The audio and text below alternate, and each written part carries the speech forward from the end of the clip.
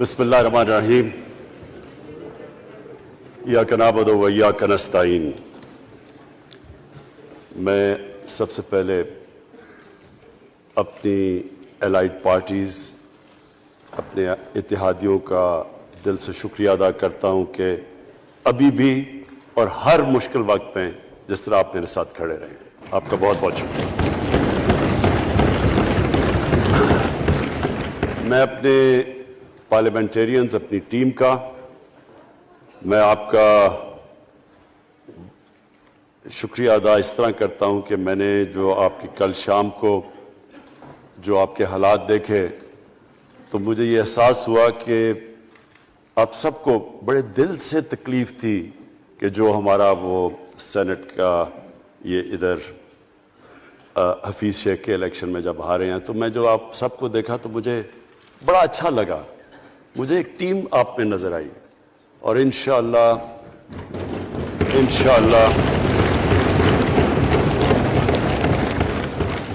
یہ ہماری ٹیم مضبوط ہوتی جائے گی، کیونکہ دیکھیں اللہ کہتا ہے کہ میں تمہارے ایمان کو بار بار آزماؤں گا۔ اللہ قرآن شریف میں ہمیں کہتا ہے۔ وہ کیوں کہتا ہے؟ وہ آپ کے ایمان کو آزماتا ہے مضبوط کرنے کے لیے۔ جب آپ ایک مشکل وقت سے نکلتے ہیں آپ اور مضبوط ہو جاتے ہیں۔ اللہ نے ایک انسان کو ایک ایسا چیز، ایک ایسا اس کا جو سب سے بڑی جو اس کی مخلوق ہے، اشرف المخلوقات، اس کو جو اللہ نے بنایا ہے، اس کے اندر اس نے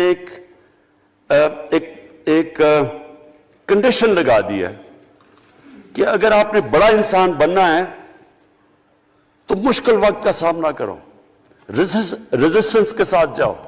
جسم ہمارا یہ ہے، جسم کو ہم بھاری ویٹ اٹھاتے ہیں، جسم تکڑا ہو جاتا ہے۔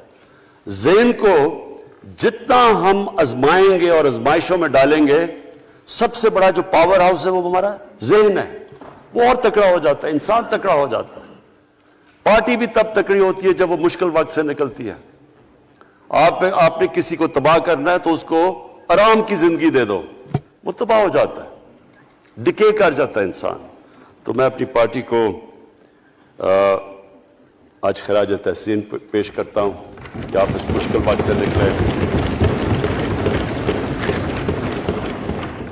بڑے مجھے انڈیویجول ایم این ایز کا پتہ ہے کہ انہوں نے کتنی کوشش کی یہاں پہنچنے کے لیے، آج اس ووٹ کے لیے، تو میں اور مجھے کئیوں کی طبیعت بھی ٹھیک نہیں تھی، تو میں آپ سب کا آج شکریہ ادا کرتا ہوں۔ آج میں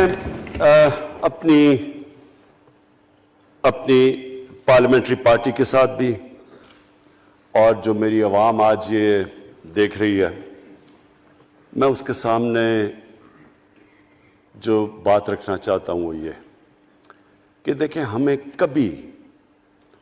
یہ کبھی بھولنا نہیں چاہیے کہ یہ پاکستان کیوں بنا تھا۔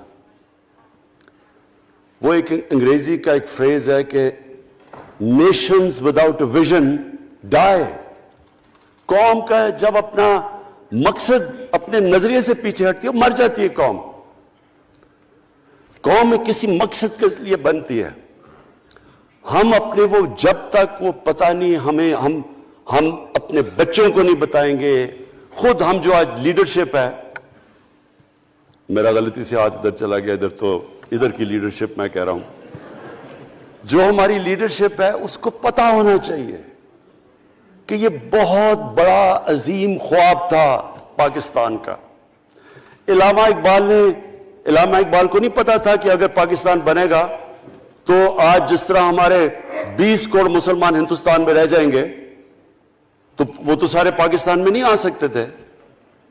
تو علامہ اقبال کا کیا وجہ تھی پاکستان خواب دیکھنے کی؟ ان کی وجہ یہ تھی کہ ہم نے ایک دنیا کو مثال دینی تھی، کہ اصل میں ایک ماڈل بنانا تھا کہ اصل میں ایک اسلامی ریاست کیا ہوتی ہے۔ اور وہ بیس کس کے اوپر کر رہے تھے پاکستان کی اسلامی فلاحی ریاست جو ہماری آبجیکٹو ریزولوشن میں ہے؟ نبی صلی اللہ علیہ وسلم کی مدینہ کی ریاست، جو ان کی سنت تھی، جو دنیا کی تاریخ کی پہلی فلاحی ریاست بنی تھی، جس میں بہت بڑے بڑے ماڈرن جو آج کے پرنسپلز، وہ پرنسپلز طے کیے گئے تھے. وہ ریاست بنی تھی، اور وہ ریاست ایک ماڈل ایسا تھا کہ اس کے بعد ایک جن کو کوئی جانتا ہی نہیں تھا، ایک قوم، ایک عرب قبیلوں میں تقسیم ہوئی قوم جس کی حیثیت ہی کوئی نہیں تھی، ان اصولوں کے اوپر چلتے ہوئے یہ دنیا کی تاریخ کا معجزہ ہے جو ہوا اس کے بعد. یہ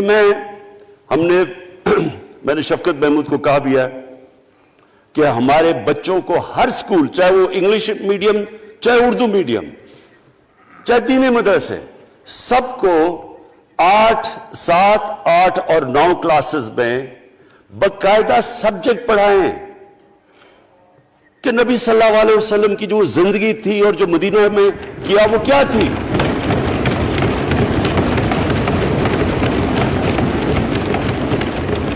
تاکہ ان کو پتہ چلے کہ اس ملک کا مقصد کیا تھا. بڑے لوگ جو پاکستان نہیں چاہتے تھے وہ کیا کہتے تھے؟ وہ کہتے تھے کہ پاکستان تو بن گیا تو آپ نے جو مسلمان ہندوستان میں رہ گئے ان کو آپ نے سیکنڈ کلاس سٹیزن بنا کے چھوڑ دیا. آج بیچارے مسلمانوں سے کیا ہو رہا ہے وہاں؟ تو وہ لوگ کہتے ہیں کہ اگر پاکستان نہ بنتا تو مسلمانوں کی زیادہ طاقت ہونی تھی. ایک ہندوستان میں اس طرح مسلمانوں کا برا حال نہیں ہونا تھا جو آج ہے. یہ ایک آرگیومنٹ دی جاتی ہے. اور اگر ہم پاکستان کو جس مقصد کے لیے بنا تھا اگر ہم ادھر نہیں لے کے جائیں گے تو وہ ٹھیک کہہ رہے ہیں. یہ تو نہیں تھا کہ وہاں ٹاٹا برلا تھے جو اربوں پتی اور یہاں یہ شریف اور زرداری اربوں پتی بن جائے. اس لیے تو نہیں پاکستان بنا تھا. یہ بڑی ہمیں ری الائن کرنا چاہیے اپنے نظریے کی طرف. ہمیں اپنا رخ چینج کرنا چاہیے واپس کہ یہ بڑا عظیم خواب تھا پاکستان کا. اور وہ جو تاریخ تھی، وہ جو اصول انہوں نے سیٹ اپ کیے، جن لوگوں کی حیثیت ہی نہیں تھی، یہ تاریخ کا حصہ ہے کہ اس کے بعد انہوں نے دیکھتے دیکھتے 15، 20، 30 سالوں کے اندر دنیا کی امامت کی. صرف امامت ہی نہیں کہ وہ تو منگولیوں نے بھی دنیا بڑی جلدی سے فتح کر لی تھی. چنگیز خان نے بھی بڑی جلدی اس کی فوجوں نے فتح کر لی تھی. 100 سال کے بعد وہ ختم ہو گئے تھے. انہوں نے ایک دنیا کی عظیم سیویلائزیشن، جو ٹاپ سائنٹسٹ تھے، سارے دنیا کے ٹاپ سائنسدان، ایک عظیم کلچر. اور سب سے بڑی بات جو آج میں یہ کہنا چاہتا ہوں، انہوں نے اخلاقیات، ایک اخلاقی ایک مورل سٹینڈرڈ سیٹ کی دنیا میں. جب مسلمان گئے انڈونیشیا اور ملیشیا، وہاں تو کوئی مسلمان کی فوج نہیں گئی، وہاں تو کوئی تلواروں سے نہیں فتح کیا. مسلمان تاجروں کا وہاں کردار دیکھ کے لوگ حیران ہو گئے کہ یہ کون لوگ آئے ہیں جو بالکل ان کی morality ایسی، نہ وہ کوئی دغا بازی کرتے تھے، نہ وہ کوئی دھوکہ دیتے تھے، اپنی زبان پہ کھڑے ہو جاتے تھے. لوگ ان سے امپریس ہو گئے کہ کون سی قوم ہے. دیکھیں اسلام ہم غلط فہمی میں ہیں، یہ سمجھتا ہے کہ جی تلوار سے اسلام پھیلا تھا. اسلام پھیلا تھا کہ وہ ایک انسان کے کیریکٹر کو ریفارم کرنے آیا تھا. ہم جب اللہ سے مانگتے ہیں، ہم نماز میں ایک ہی چیز مانگتے ہیں کہ اللہ ان کے راستے پہ لگا جن کے تو نے نعمتیں بخشی، ان کے نہیں جو غلط تباہی کے راستے پہ چلے گئے. صرف نماز میں ہم یہ چیز مانگتے ہیں، ہر روز ہم پڑھ کے یہ مانگتے ہیں. یہ 2 راستے ہیں، ایک ہے تباہی کا راستہ، ایک ہے عظمت کا راستہ. نعمتیں کس کو بخشی؟ اللہ کے پیغمبروں کو. اور جو دنیا کا سب سے عظیم انسان، جو دنیا کا سب سے عظیم لیڈر، جس کو اللہ نے سب سے زیادہ نعمتیں بخشی، ہمارے نبی صلی اللہ علیہ وسلم. نہ کبھی اس طرح کا انسان آیا، نہ کبھی آ سکتا ہے. تو ہمیں راستہ بتایا کہ ایک ان کا راستہ ہے اور ایک دوسرا راستہ ہے، تباہی کا راستہ ہے. اور وہ جو ان کے راستے پہ چلتا گیا وہ ایک عظیم انسان بنتا گیا. ایک کتاب ہے، میں اپنے لوگوں کو ریکمینڈ بھی کرتا ہوں، کہ دی عرب کانکویسٹ، وہ پڑھنے والی کتاب ہے. اس میں بتاتے ہیں کہ جب مسلمان ایک دم دیکھتے دیکھتے دنیا میں پھیل گئے تو کوئی ایک آدمی نہیں تھا. ایک تو بڑے عظیم سپہ سالار تھا خالد بن ولید، لیکن وہ جو بھی بنتا تھا وہ جنرل عظیم بن جاتا تھا. وہ اس کتاب کے اندر لکھی انگریز نے ہے. وہ کہتا ہے اس کی کوئی ایکسپلینیشن نہیں ہے کہ یہ کیسے ساری دنیا پہ چھا گئے. نہ ان کے پاس کوئی لیٹسٹ ویپنز تھے، ایک طرف رومنز تھے، دوسری طرف پرشینز تھے، وہ تو سپر پاورز تھے، ہتھیار تو ان کے پاس تھے. نہ ان کے پاس ہتھیار، نمبرز میں بھی وہ زیادہ تھے، ان کی فوجیں بھی زیادہ تھیں، لیکن وہ ساری دنیا پہ پھیل گئے اور ایک ایسا سویلائزیشن بنا کہ زیادہ تر تو مسلمان نہیں تھے، وہ بھی ان کو مانتے تھے، کیونکہ ان کی اخلاقیات، ان کا عدل اور انصاف کا نظام، ان کا کیریکٹر، اس کی وجہ سے لوگ آئے ہیں. یہاں جو ہندوستان میں اسلام پھیلا ہے، یہ ہمارے جو بڑے بڑے بزرگ تھے، داتا صاحب، بلے شاہ، نظام الدین اولیاء اور بابا فرید، یہ لوگ تھے. ان کو لوگ دیکھ کے، ان کے کردار سے، ان کے انٹلیکٹ، انسانیت سے لوگ مسلمان ہوئے. تو ہم آج، میں جو یہ سینٹ الیکشن ہوا ہے، میں اپنی قوم کو یہاں، یعنی مجھے شرمندگی ہوتی ہے اسپیکر صاحب کہ ہم وہ خواب اور کدھر بکرا منڈی بنی ہوئی ہے ایک لوگوں کو خریدنے کے لیے سب کے سامنے.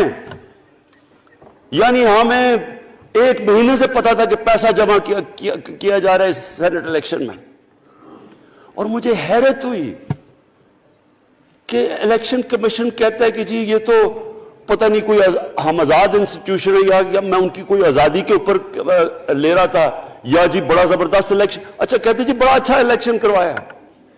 یہ مجھے اور اس سے تو مجھے اور صدمہ ہوا ہے کہ اگر یہ الیکشن اچھا آپ نے کروایا ہے تو پتہ نہیں برا الیکشن کیا ہوتا ہے.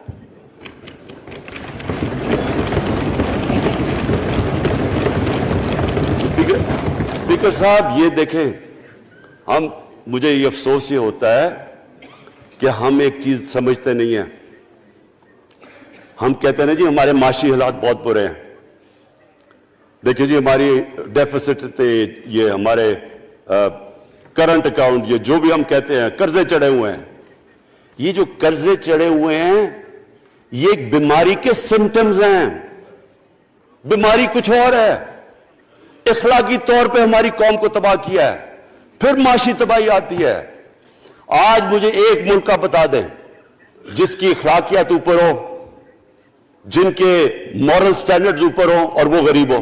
ایک ملک مجھے بتا دیں، اور کوئی ملک مجھے بتا دیں جتنا مرضی پیسہ ہو، وسائل ہو، سب کچھ ہو، لیکن وہاں کی بھی جو لیڈرشپ کرپٹ ہو، وہ مجھے بتا دیں کہ اس میں خوشحالی ہو. دیکھیں یہ ساتھ ساتھ جاتا ہے. اس وقت کیا ہوا تھا مدینہ کی ریاست میں؟ کیا انہیں کوئی سونا تیل مل گیا تھا؟ کیا ہوا تھا؟ کوئی ان کے پاس کوئی پیسے آ گئے تھے؟ کیسے وہ اوپر اٹھ گئے تھے؟ کوئی انہوں نے قرضے لیے تھے؟ کس طرح اٹھے تھے اوپر؟ دنیا کے عظیم لیڈر نے ان کی اخلاقیات اٹھا دی تھی. صادق اور امین،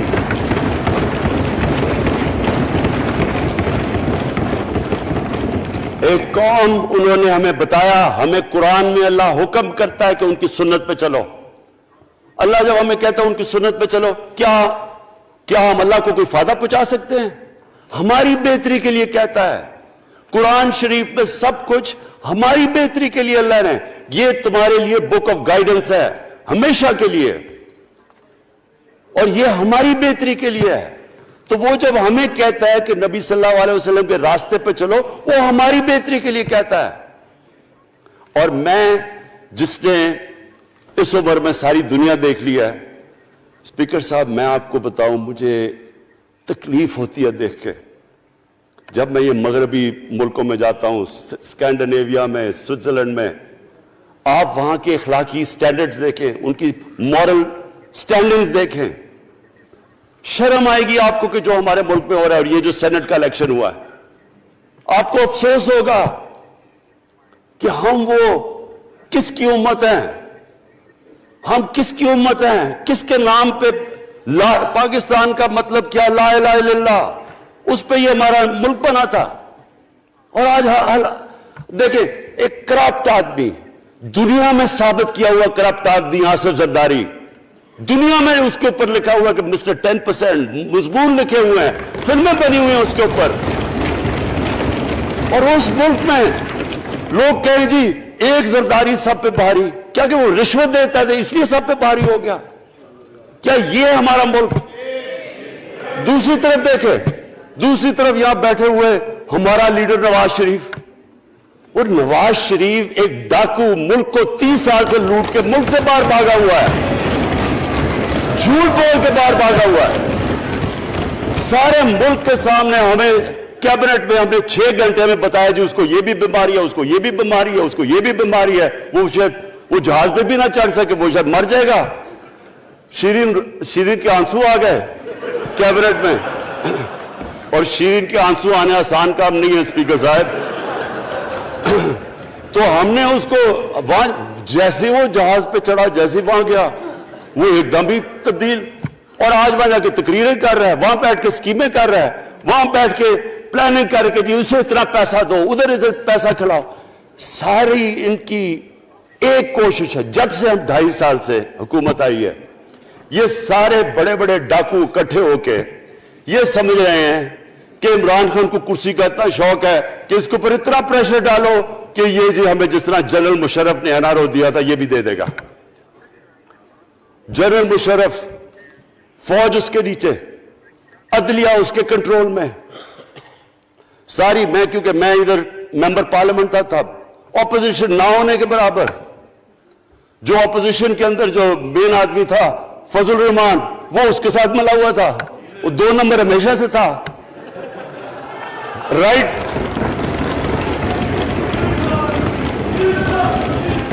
اور وہ آدمی جس کے پیچھے امریکہ ان کی جنگ لڑ رہا تھا، سب کچھ، وہ ان کے پریشر میں آ کے ان دونوں کو NRO دیا، اور اتنا بڑا اس ملک کے اوپر اس نے جرم کیا ہے۔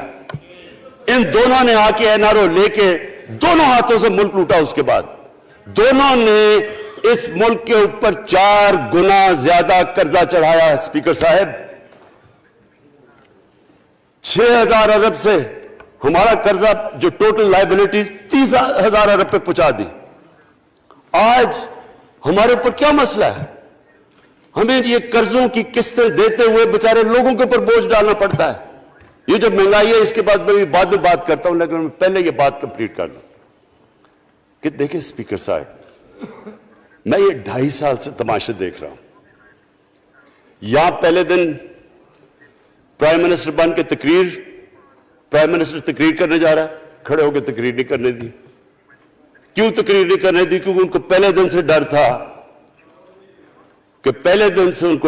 کہ یہ ہمارے جو کرپشن کے کیسز یہ معاف نہیں کرے گا۔ کرپشن کے کیسز ہم نے نہیں بنائے تھے اسپیکر صاحب، یہ سارے ان کے دور کے کیسز بنے ہوئے ان کے اوپر۔ آپس میں تو ان کا مکا تھا، اپنا نیب کا چیئرمین آپس میں مل کے کیسز ان کے بند کر رہا ہے۔ عدلیہ اس وقت کی عدلیہ وہ ان کے ہاتھ میں تھی، ان کو تو مسئلہ ہی کوئی نہیں تھا۔ وہ $60 ملین آصف زرداری کا سوئٹزرلینڈ میں پڑا ہوا ہے، وہ جج کہہ رہا ہے کہ واپس لے کے آؤ۔ وہ یوسف رضا گیلانی جو یہاں سے سینیٹر بنا ہے، وہ پاکستان کا $60 ملین پڑا ہوا ہے سوئٹزرلینڈ میں، وہ جج کہہ رہا ہے کہ واپس لے کے آؤ۔ وہ کہتے نہیں جی میں نہیں خط لکھتا۔ بھئی آپ کے باپ کا پیسہ تھا، پاکستانی قوم کا پیسہ تھا، اس کے اوپر وہ ڈسکوالیفائی ہو جاتا ہے۔ وہ ایسے پھر ہے جس طرح نیلسن منڈیلا کا ڈسکوالیفائی ہو گیا۔ اسپیکر صاحب، میں یہ چیزیں آپ کو اس لیے بتا رہا ہوں، میں تو ان کو 30 سال سے جانتا ہوں۔ دیکھیں، جب تک ہم اس ملک میں اپنی اخلاقیات ٹھیک نہیں کریں گے، مورل سٹینڈرڈز ٹھیک نہیں کریں گے، جب اس طرح کے الیکشن ہوں گے کہ کھل کے پیسہ چل رہا ہے اور ہم کہیں گے نہیں جی وہ پٹواری کیوں پیسے لیتا ہے، تو وہ تھانے دار کیوں پیسے لیتا ہے، وہ سرکاری نوکر، وہ تو بیچارہ جو نچلا طبقہ ہے وہ تو واقعی جس طرح شیخ رشید نے کہا ہے، مہنگائی جو بڑی ہے بیچارے لوگوں کی تنخواہ میں گزارا نہیں ہو رہا۔ ان کو ہم کہہ رہے ہیں کہ آپ بالکل ایماندار بنے، اور یہ جن کا اتنا ان کے پاس پیسہ ہے اسپیکر صاحب، میں آپ کو یقین سے کہتا ہوں ان کو خود نہیں پتا کہ ان کا کتنا پیسہ باہر پڑا ہے۔ اتنے 30 سال سے چوری کر رہے ہیں یہ پیسہ، اور 30 سال سے پیسہ چوری کر کے اب ان کی کوشش یہ ہے کہ عمران خان کے اوپر پریشر ڈالو سارے چور مل کے کہ جی کبھی ہم گورنمنٹ گرا دیں گے، کبھی ہم وہ نکلاتے ہیں وہ۔ آپ سوچیں فیٹف کے اوپر، اب فیٹف ہماری وجہ سے تو نہیں فیٹف پہ ہم گرے لسٹ میں آئے، یہ تو نون لیگ کے دور میں گرے لسٹ میں آئے ہیں۔ اب اگر فیٹف کی بلیک لسٹ میں پاکستان جاتا ہے تو یہاں سب کو پتا ہے کہ سینکشن لگ جائیں گی، تو آگے مشکل سے ہم نے اکانومی کو سٹیبلائز کیا، مشکل سے۔ اگر بلیک لسٹ میں جاتا ہے تو اکانومی سیدھی نیچے۔ آج جو لوگوں کو مشکل پڑی ہوئی ہے، اور مشکل پڑی ہوئی ہے ہمارے لوگوں کو مہنگائی کی، اس کی وجہ یہ ہے کہ ہمارا روپیہ جو تھا تقریباً 107 روپے کا، آج 160 روپے کا۔ تو جب روپیہ گرتا ہے تو ساری چیزیں باہر سے مہنگی ہو جاتی ہیں، پٹرول، ڈیزل، بجلی۔ اب بجلی کی آدھی بجلی ان سے باقی ڈالر کانٹریکٹس کے اوپر بجلی کے کانٹریکٹ سائن کیے ہوئے ہیں، وہ سب کچھ باہر سے، دالیں مہنگی، جو چیز باہر سے امپورٹ کرتے ہیں، گھی مہنگا، ساری چیزیں مہنگی ہو جاتی ہیں۔ تو یہ سوچ لیں کہ اگر ہمارے اوپر سینکشنز لگ جائیں، اگر ہمارے اوپر فیٹف کی سینکشنز لگ جاتی تو یہ تو آپ تو سوچ ہی نہیں سکتے کہ یہ ملک میں کیا حال ہونا تھا۔ تو ہم اپنے ملک کے لیے فیٹف کی ریکوائرمنٹ پہ لیجسلیشن کروا رہے ہیں، اور انہوں نے جناب اتنا بڑا وہ ذرا پکڑا، اتنا بڑا وہ لا دیا جی، اتنا بڑا جی، یہ 34 شکیں چینج کر دیں نیب میں۔ اب نیب کا فیٹف سے کیا تعلق ہے؟ انہوں نے سمجھا کیا عمران خان قابو آ گیا، اب تو یہ ڈر کے فیٹف کی بلیک لسٹ سے اب تو جناب ہمیں یہ 34 شکیں سائن کر کے تو نیب کو ختم کر دے گا۔ مطلب یہ کہ صرف ان کی چوری کے کیسز ختم ہو جائے، بس ون پوائنٹ ایجنڈا ان کا۔ اور میں نے آپ کو پہلے دن یہاں سے کہا تھا، پہلے دن یہاں کھڑے ہو کے میں نے کہا تھا کہ ان کا صرف ون پوائنٹ ایجنڈا، میں ان کو جانتا ہوں، میں ان کو جانتا ہوں، جب یہ سارے اپوزیشن میں میرے ساتھ تھے، ان کا صرف ایک خوف ہے کہ یہ این آر او نہیں دے گا، لہٰذا اس کو اتنا بلیک میل کرو، اور اب فیٹف کے اوپر تو یہ پھنس گیا ہے تو اب اس سے لے لو، اس سے کنسیشن لے لو تاکہ نیب ختم ہو جائے۔ اب سوچیں کیا ان کو ملک کا فکر ہے؟ کیا ان کو نہیں پتا تھا کہ کیا ہونا ہے اگر فیٹف کی بلیک لسٹ پہ چلے جاتے ہیں؟ اس کے بعد انہوں نے جلسے کرنے کی کوشش کی، بڑا جی پبلک نکالیں گے ہم، مینار پاکستان کے اندر جلسہ۔ مینار پاکستان کا یہ جانتے نہیں، دیکھیں ان کے بھی آگئے ایک شہزادہ ایک شہزادی جنہوں نے زندگی میں کبھی کام کیا نہیں ہے، نہ ان کو پتہ ہے کہ سٹرگل ہوتی کیا ہے۔ جناب مینار پاکستان خود ہی اخباروں کے اندر اپنے آپ کو پیسے خرچ کر کے اخباروں میں ذرا نمایاں کر کے جناب انہوں نے مینار پاکستان میں جلسہ کر لیا۔ اب میں تو جانتا ہوں مینار پاکستان، اور میں تو اپنے لاہور کو بھی جانتا ہوں، میں تو اپنے لاہور شہر کو بھی جانتا ہوں۔ وہ لاہور شہر ملک کا کوئی پیسہ چوری کیا ہو اس کے خلاف تو نکلائے گا، لیکن بڑے بڑے ڈاکو اگر وہ سمجھ رہے ہیں کہ اپنی چوری بچانے کے لیے لاہور شہر کو نکالیں گے تو وہی ہوا جو ان کے ساتھ مینار پاکستان میں ہوا۔ اب آ کے جو ڈاکٹر فہمیدہ مرزا نے بڑا اچھا آپ کو ایکسپلین کیا، انہوں نے بتایا کہ یہ کیوں ضروری تھا اوپن بیلٹ۔ انہوں نے بتایا کہ الیکشن کمیشن کی تو ریکوائرمنٹ ہے کہ آنسٹ ہو، فری اور فیئر الیکشن ہو۔ تو انہوں نے 2008 میں چارٹر آف ڈیموکریسی میں کہا ہوا کہ جی اوپن بیلٹ ہونی چاہیے، دونوں پارٹیز نے۔ اور اس کے بعد ایک دم وہاں سے دونوں سب ادھر سے بھاگ کے اور کہتے نہیں جی خفیہ بیلٹ ہونی چاہیے۔ میں نے تب کہہ دیا کہ خفیہ بیلٹ کا ایک مقصد تھا، سارے مل کے کوشش کریں گے کہ حفیظ شیخ کو ہرائیں، اور وہ جو آدمی جیتا ہے پاکستان کا کرپٹ ترین آدمی۔ میں ایک چیز آپ کو آج کہتا ہوں، یوسف رضا کے آپ صرف ایسٹس دیکھ لیں، پرائم منسٹر بننے سے پہلے تھے اور اس کے بعد کیا ایسٹس ہیں، بس ایک چیز دیکھ لیں، کوئی آپ کو کچھ کرنے کی ضرورت نہیں ہے، آپ کو پتا چلے گا انہوں نے اس نے کیا کیا اپنے زمانے میں۔ تو اس کو لا کے یہاں بٹھا کے تو جناب انہوں نے سارا پیسہ لگا کے، اور ہمیں سب پتا تھا کیا ہو رہا ہے، اور اس کو جا کے جناب انہوں نے ہروا دیا حفیظ شیخ کو۔ اب کیا پیغام گیا سارے ملک میں؟ اس کا میں نے کیوں یہ آج ووٹ آف کانفیڈنس لیا، اس کا کیا پیغام گیا دنیا میں؟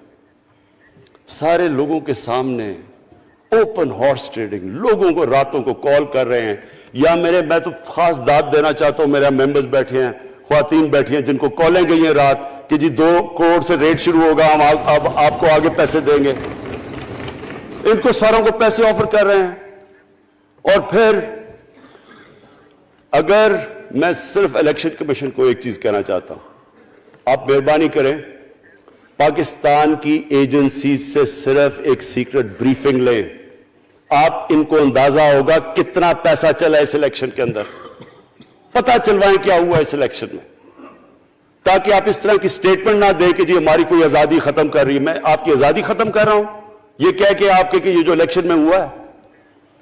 اسپیکر صاحب، میں آج اس اوکیزن کے اوپر، کیونکہ مجھے اس پہ کافی، میں 2.5 سال یہ بڑی چیزیں برداشت کرتا رہا ہوں، اور میں اس لیے صبر سے کرتا رہا ہوں کیونکہ ملک اتنا ہمارا مشکل میں ہے۔ جو ہمیں ٹائم ملا جب میری گورنمنٹ آئی، میں آپ کو یقین سے کہتا ہوں کہ ساری زندگی میری تو سٹرگل میں گزری۔ جو بھی آپ انسان کسی چیز میں کمپیٹ کرتا ہے، اگر آپ نے ملک میں اپنے سب سے ٹاپ 11 کھلاڑیوں میں پہنچنا ہے تو ایک بہت سارے ملک میں مقابلہ کر کے آپ وہاں پہنچے، اس میں ایک بڑی سٹرگل ہوتی ہے، اونچ نیچ ہوتی ہے بڑی۔